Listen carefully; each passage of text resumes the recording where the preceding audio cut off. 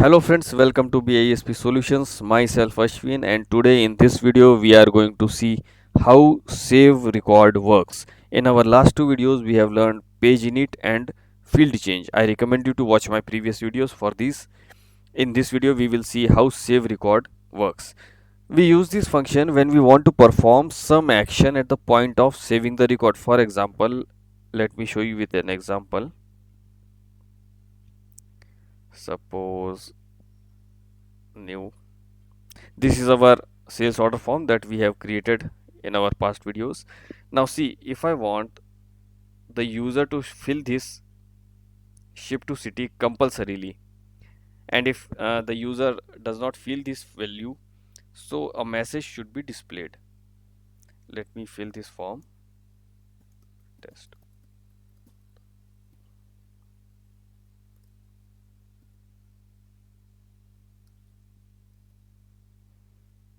Total purchase is $900 and I will keep it empty. I will not select anything. Please enter ship to city name.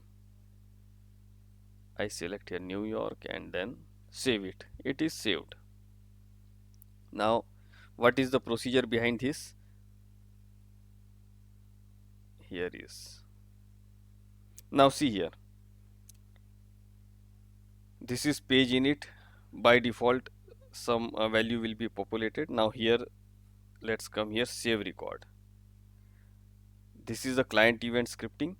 Now variable ship to city value equal to context dot current record dot get value of that field. This is the customer record ship to city. Customer record ship to city is this. Customer record ship to city. Control C and then here, right?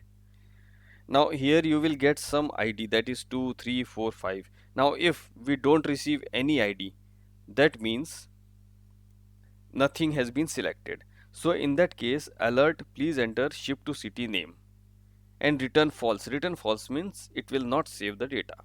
And if we receive something, then return true. That means it will save the data. And here you have to write save record equal to colon save record. Now one more method is there to make it mandatory. This is why we have done with the help of coding. At the time of save record, we need to perform some action. But one more technique is there. Let me show you. Here, for example, this is the sales order form record.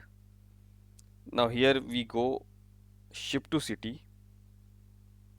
This is the ID of that ship to city, and then we go to validation and defaulting and make it mandatory. Once we make it mandatory, it will ask you automatically. Let me save it and then new. Now see here, you can see now it has become mandatory.